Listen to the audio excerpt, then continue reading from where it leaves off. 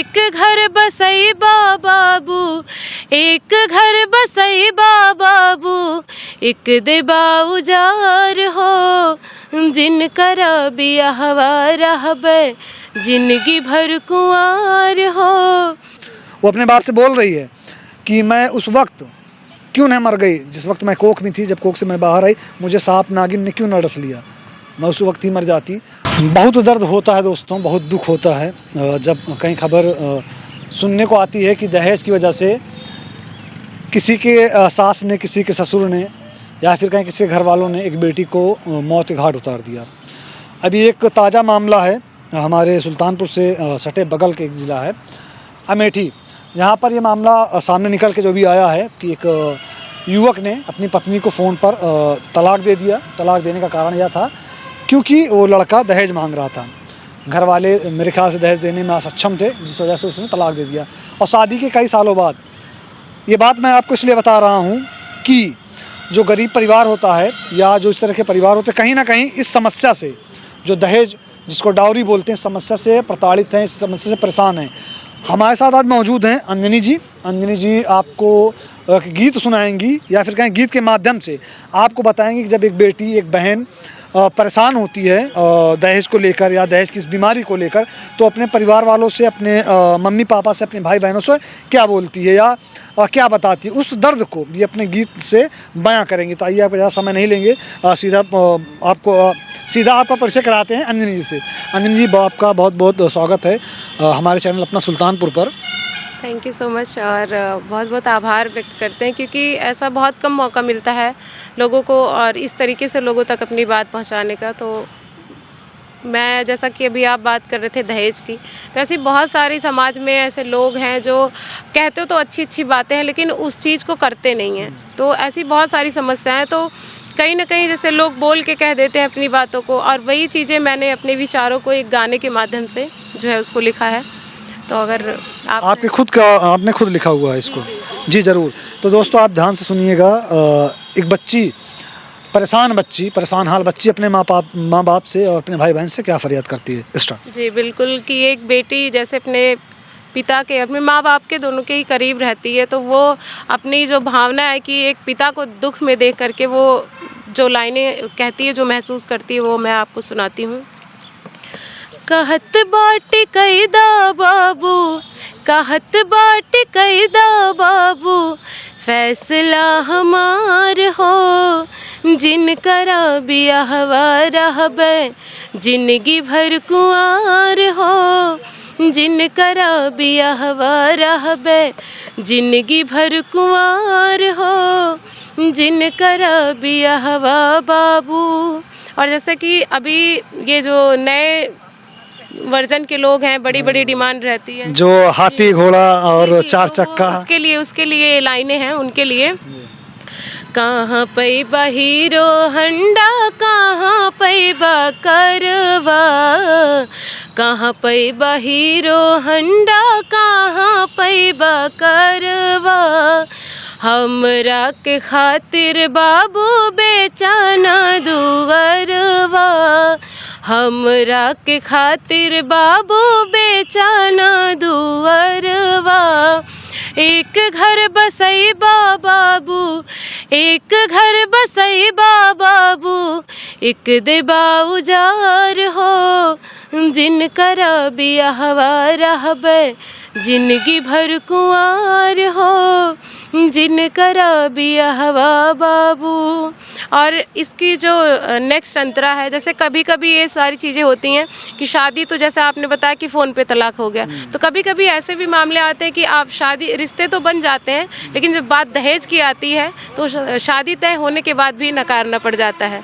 तो आपने जो लाइन उसमें गाई, लाइन दोस्तों बहुत समझने वाली बात है कि बच्ची अपने बाप से कह क्या रही है कि आप घर द्वार मत बेचिए, पता लगे आप दहेज के चक्कर में घर बेचते हैं, अपना घर बर्बाद करते हैं, मेरा घर बसाते हैं, उसके बाद ऐसे लोगों से फिर भगवान ही बचाए, आगे क्या होगा। जी आगे की लाइन क्या थी?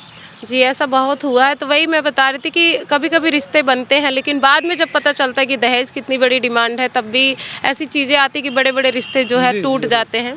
तो उसके लिए एक लाइन है, आई है दुआरे ठग हारन के बरतिया, आई है दुआरे ठग हारन के बरतिया, दे बना दहेज तोहरा ले है जतिया, दे बना दहेज तोहरा ले है जतिया, भैया के पगड़ी पापी, भैया के पगड़ी पापी, दई है उजार हो, जिन करा बियाहवा रहबे जिंदगी भर कुंवार हो, जिन करा बियाहवा बाबू। और बस क्योंकि इस गीत से मुझे भी बहुत ज़्यादा लगाव है। और अभी तो आप सभी जानते होंगे कि ये चीज़ें बहुत हो रही कि नहीं, भगवान कहीं ना कहीं मन में होता है कि हमारा बेटा ही हो। हाँ, ये तो भैया बहुत जटिल समस्या है कि लोगों को अगर आप पूछेंगे, पहले कुछ ऐसे चुनिंदा लोग मिलेंगे जो कहेंगे हमें बेटी चाहिए, अगर आप पूछेंगे तो वो बोलेंगे भगवान, मुझे भगवान अल्लाह खुदा जिसको मानते हैं, मुझे बेटा ही चाहिए, उनको बेटा ही चाहिए, बेटी नहीं चाहिए जी। उनके लिए कि मतलब एक बेटी का जो दुख है वो अपना बयां कर रही है कि लोग लड़कियों को उतनी प्रायोरिटी नहीं देते हैं जितना इनफैक्ट लड़कों को देते हैं। तो उनके लिए ये लाइनें हैं कि वो क्या महसूस करती हैं इस चीज़ के लिए, कि उनको तो ऐसा लगता है कि हमारा जन्म ही जो है बेकार में ही हो गया। तो उसके लिए लाइनें हैं।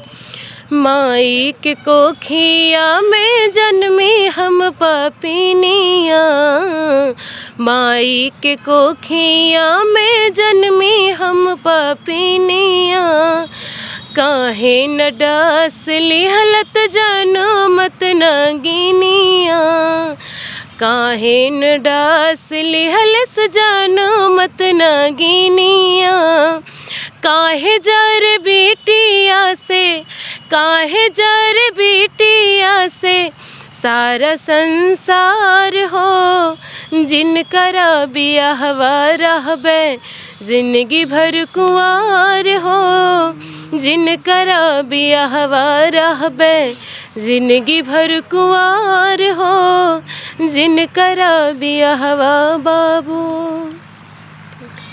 आपका बहुत बहुत धन्यवाद, शुक्रिया तहे दिल से मैं अपनी पूरी टीम की तरफ से करता हूँ। आपने अपना कीमती समय में दिया, हमसे मुलाकात की। दोस्तों, ये हमारे साथ मौजूद थी अंजनी जी। अपना सुल्तानपुर की टीम की तरफ से और अंजनी जी के सहयोग से एक छोटा सा संदेश है जो हमारे समाज के लोग हैं, जो ये जनता जो हमारे साथ जुड़ी है, उनके लिए कि जब एक बेटी प्रताड़ित होती है इस दहेज नामक बीमारी से, कैंसर, टीबी या ऐसी बहुत सी बीमारियां हैं जिनका इलाज तो मुमकिन है, लेकिन मेरे हिसाब से अगर जिसको दहेज की बीमारी लग गई, वो बीमारी फिर नहीं जाती है, बहुत मुश्किल से जाती है, मेरे ख्याल से जाती ही नहीं है। तो अंजनी जी थी जिन्होंने अपने बोल को, अपने शब्दों को अपने बोल में रिप्रेजेंट किया, आपके सामने रखा कि एक बेटी अपना दर्द कैसे अपने बाप से बयां कर रही है। वो बोल रही है कि मैं शादी नहीं करूँगी, दहेज का पैसा आप कहाँ से लाएंगे, मुझे शादी नहीं करनी है। वो बोल रही है कि आप अपना घर बेच के मेरा घर बसाएंगे, तो ऐसा क्यों कर रहे हैं कि आप एक घर तबाह करके घर बना रहे हैं। वो अपने बाप से बोल रही है कि मैं उस वक्त क्यों नहीं मर गई जिस वक्त मैं कोख में थी, जब कोख से मैं बाहर आई, मुझे सांप नागिन ने क्यों न डस लिया, मैं उस वक्त ही मर जाती, इस पापी दुनिया को, इस पापी समाज को मुझे फेस ना करना पड़ता, है ना। जी जी बिल्कुल। उसको मतलब ऐसा खुद महसूस होता है कि ऐसा लगता है कि हम बोझ ही हैं इस समाज के लिए, जब ऐसी चीज़ें आती हैं सोसाइटी में कि लोग इतनी बड़ी बड़ी डिमांड करते हैं। और वही मेरा एक हमेशा से मैसेज रहता है इस गाने से लोगों के लिए कि जो रस्म है उसको रस्म ही रहने दें, उसको किसी के उसको बिजनेस या किसी के लिए बोझ न बनाएं। तो दोस्तों, आपने देखा एक बच्ची जब प्रताड़ित होती है किस तरह फरियाद लगाती है। बाकी आपको भी पता है कि आप ये वीडियो कहाँ देख रहे हैं, आपका अपना चैनल है अपना सुल्तानपुर, और कैमरे के पीछे खड़े हैं जो कैमरे को मूव कर रहे हैं, कैमरे को संभाल रहे हैं, इस सारी चीज़ को कैमरे में कैद किया आपके लिए, उनका नाम रिदान है। मेरा नाम आप जानते हैं, मोहसिन खान है। और इस वीडियो में हमारा आपका साथ यहीं तक था। अब हम आपसे विदा लेंगे, फिर मिलेंगे नई वीडियो में। तब तक के लिए जय हिंद।